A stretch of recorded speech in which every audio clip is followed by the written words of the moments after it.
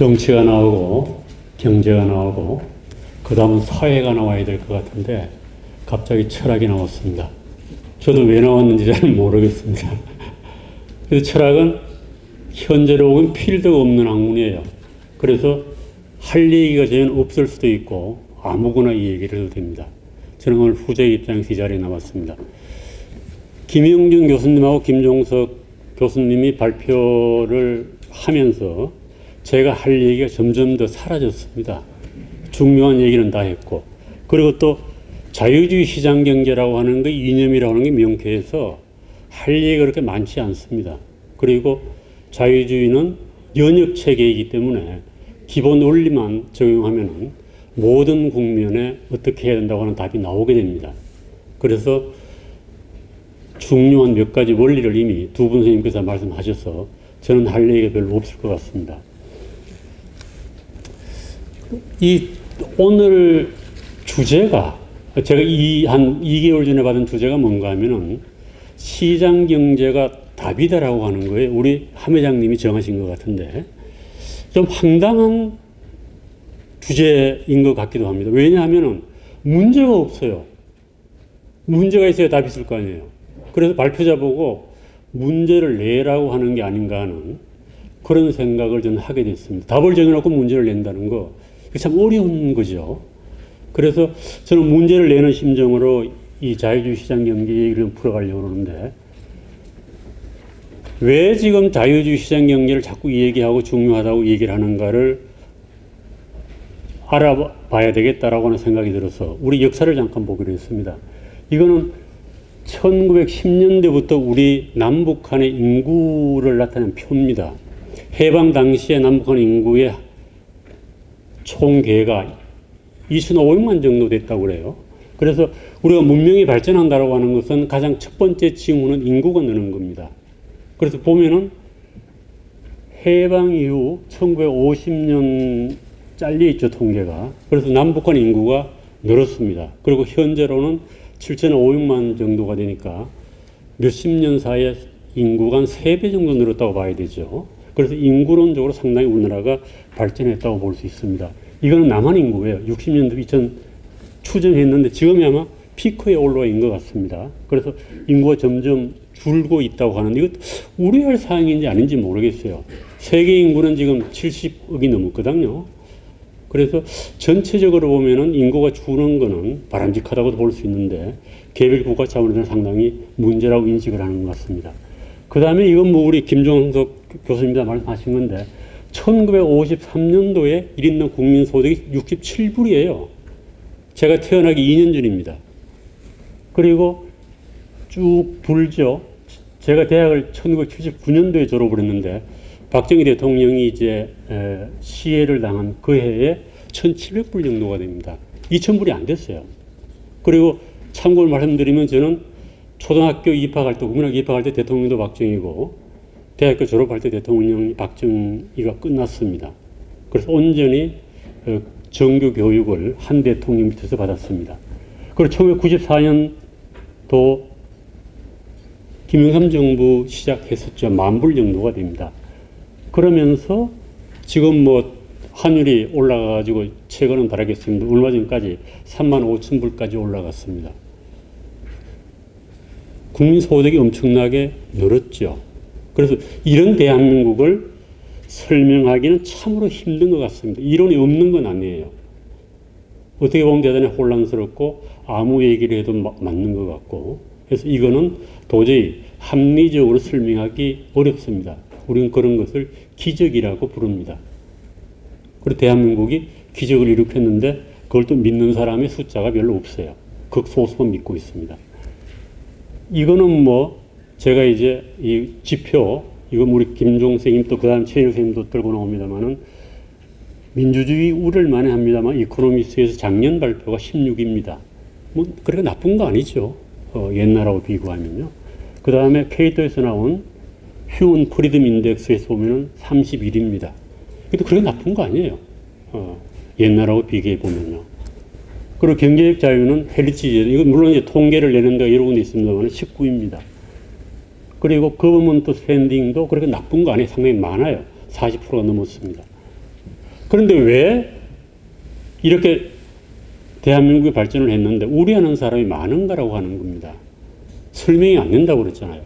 그래서 최근에 일어난 사건들 보고 대한민국의 미래를 걱정하는 것 같아요. 지금까지 잘해왔는데, 물론 뭐 우리 좌파 정부가 나를 망쳤다고 얘기합니다만 15년, 10년, 15년 했죠. 14년, 15년 했죠. 그렇게 몇 사람의 정치인이 아니면 몇 사람의 정부가 그렇게 망칠 대한민국은 아닌 것 같아요. 그 사이에도 꾸준히 대한민국이 발전해온 건 사실입니다. 그럼에도 불구하고 우려하는 시각들은 지금이 피크가 아니겠는가. 우리나라가 여러 정황을 보니까 그렇게 보인다. 이렇게 우려하는 분들이 많습니다. 그래서 발전하여 선진국으로 진입할 가능성도 있다. 이렇게 믿는 사람이 별로 없어요. 우리 대한민국은 대개가 비관론자들이 많습니다. 저거 믿는 사람이 별로 없어요. 다 망한다는 거예요. 우파가 특히 그러죠. 대한민국 이러다가 망한다. 뭐 베네수엘라 짱난다. 뭐 이런 얘기 많이 하잖아요. 두 번째로는 지금이 정점이다. 이대로 지속이 되는 것도 쉽지 않겠다. 세 번째 비관론입니다. 지금이 정점이고 다시 후진국으로 후퇴한다는 거예요. 이럴 가능성이 없는 거 아니죠. 그래서 세 가지 가능성 때문에 우리 대한민국의 미래를 걱정하는 분들이 많습니다. 특히 이런 걱정을 한 분 중에 하나가 박세일 교수예요. 선진화론을 창안한 분이죠. 그래서 일본으로 가야 되겠다. 이렇게 믿는 분들이 대한민국 걱정하고 어떻게 하면 갈 건가라고 하는 그 중에 답이 하나가 이제 자유주의 시장경제라고 믿는 것 같습니다. 불과 1년 전도 아니죠. 이런 게 있어요. 윤석열 정부가 얼마 전에 출범을 했는데 인생의 책이라고 하는 그 당시 대통령 후보들이죠. 새 유력 후보들의 인생의 책이 각각 틀려요. 이재명 지금 민주당의 당대표가 됐나요? 눈 떠보니 선진국, 9켤레 구두로 남은 사내, 공정이라는 작가. 그래서 능력주의를 비판하는 이게 이제 어느 언론에 분석한 겁니다. 윤석열, 선택할 자유, 자유론, 국가는 왜 실패하는가. 신자유주의와 시장 중심 경제를 강조한다. 이게 뭐 대통령 후보 때 나오는 얘기예요. 그래서 당연히 윤석열 대통령은 이거를 강조하고 자유시장 경제를 강조해도 뭐라고 할 사람 아무도 없어요. 알고 뽑았으니까. 그리고 이제 2022년 올해에 정권 교체가 이루어졌죠. 이것도 황당한 거죠, 사실은. 1년 전에 윤석열 대통령이 대통령 될 거라고 예측한 사람 아무도 없었어요. 갑자기 졸지에 그야말로 하루아침에 대통령이 된 겁니다. 아무 준비 없이. 글쎄요, 본인이 준비했는지는 알 수 없습니다만은. 그래서 5월 10일 날 대통령 취임식을 가졌죠. 그리고 재미있는 거는 윤 대통령의 정책 신념을 많은 사람들이 자유라고 믿습니다. 그 이유는 간단해요. 이전하고 비교해서 이전 비교하는 별게 아니고 대통령 취임사입니다. 노무현 대통령하고 문재인 대통령은 취임사에 자유라는 말이 한마디도 안 나옵니다. 그 다음에 이명박 대통령은 자유무역에서 한 번 나와요. 그 다음에 박근혜 대통령은 자유로운 사행가에서 한 번 나와요. 그런데 이상하게도 윤석열 대통령은 취임사에서 35차례를 얘기를 합니다. 그리고 봤더니 헌법에는 21차례가 나옵니다. 자유라는 말이. 뭐 기본권에 많이 나오겠죠. 그리고 대선 출마 선언에 22번 얘기를 했어요.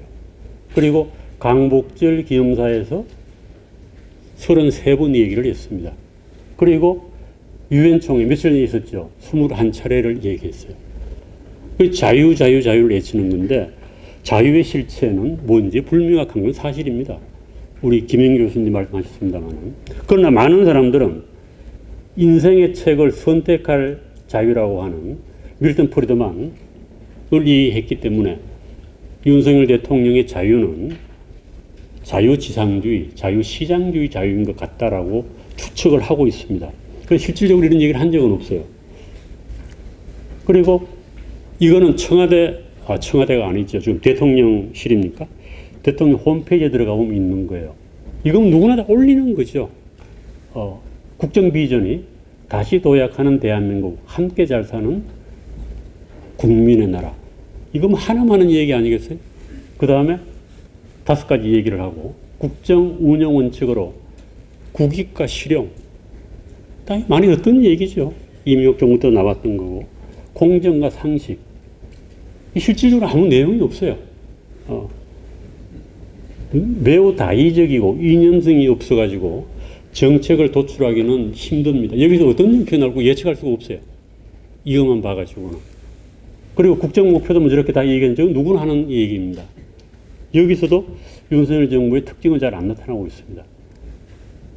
그래서 취임 후에 이제 한 것 보면은 뭐 말이 많습니다만은 한미동맹 복원한다고 얘기하고 상당히 된 것 같습니다. 그 다음에는 탈원 정책 폐지했죠. 그 다음에 법인세 종합부동산세 완화하겠다고 얘기했습니다. 이거 마음대로 되는 거, 대통령 마음대로 할 수 있는 게 아니죠. 국회에서 통과가 돼야 되는데 야당에서는 절대로 통과할 가능성이 없다고 얘기를 하고 있습니다. 그다음에 규제 하나도 똑같아요. 우리 김용석 교수님 뭐 지금 위원회에 들어가 계십니다만은 글쎄요. 대통령의 의지대로 할 수 있는 규제 하나가 있고 또 아니면 국회 동의를 받아야 할 규제 하나가 있겠습니다만은 쉽지 않죠. 그 다음에 이거는 지금 부각이 안 되고 있는데 정치 복지에서 약자 복지라는 표현을 썼습니다. 이건 대단히 중요하다고 생각을 합니다. 정치 복지에서 약자 복지. 그 다음에 이제 박세일 선생이 얘기한 건데 국정 철학 국가 전략이라고 하는, 그래서 이건 자유주의 입장에서는 이런 것이 필요한가라고 하는 의문을 제기할 수도 있습니다. 이거 뭐 국가에서 뭘 하겠다고 얘기를 하냐? 그냥 개인에게 맡기면 되는 거 아니냐라고 얘기합니다만은, 그러나 어떤 의미에서 필요하다고 봅니다. 적어도 자유주의를 표방한다고 하더라도 국가가 어디로 나아갈 것인가에 대한 기본적인 방향에 대해서는 지도자가 주장을 해야 된다고 저는 생각을 합니다. 그래서 산업화, 민주화 다음에 어디로 갈 거냐? 그 지금 구체적인 게 없죠. 산업화, 민주화 했는데 그 다음에 어디로 갈 거냐? 그래서 뭐 선진화 얘기가 나오고 자유화 얘기가 나오고 선진 통일, 국민 행복 이런 얘기가 나옵니다.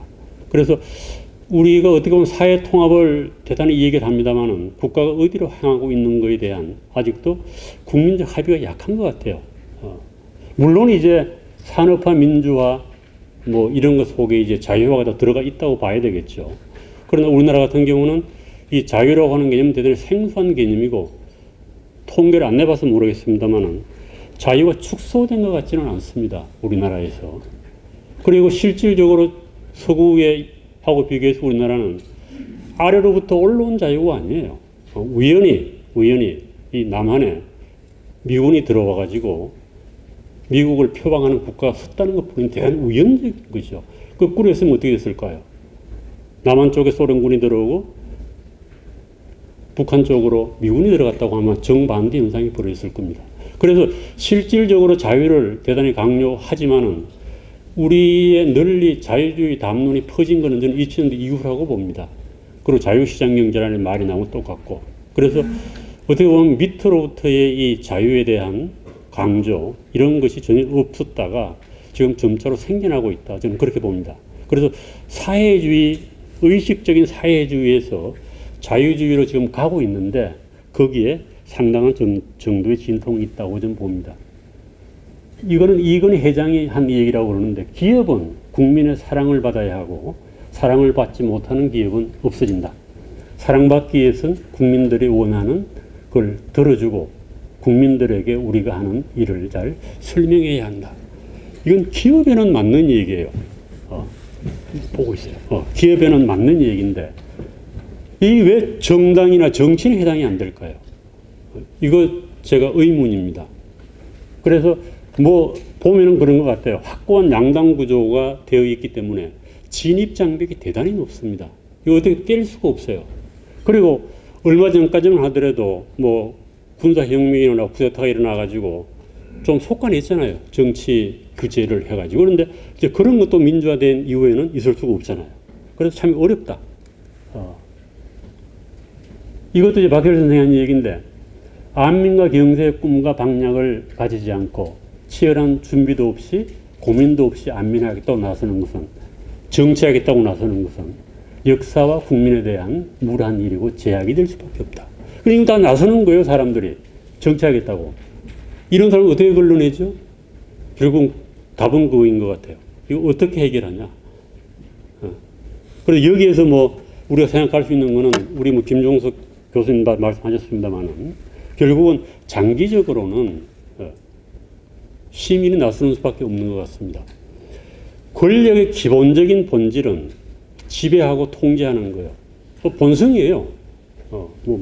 많이 얘기하지만 그게 정치인들의 기본적인 본성입니다. 그리고 기업의 기본적인 본성은 독점하는 거죠. 그리고 기업이 독점을 못하는 이유는 경쟁 체제 때문에 그렇습니다. 그러면 저런 정치인이 정치를 못하게 하는 방법이 뭔가? 그럼 여러 가지 방법 중에 하나는 장기적으로 보면 결국은 자유시민을 기르는 방법밖에 없지 않겠는가라고 하는 생각을 합니다. 감사합니다.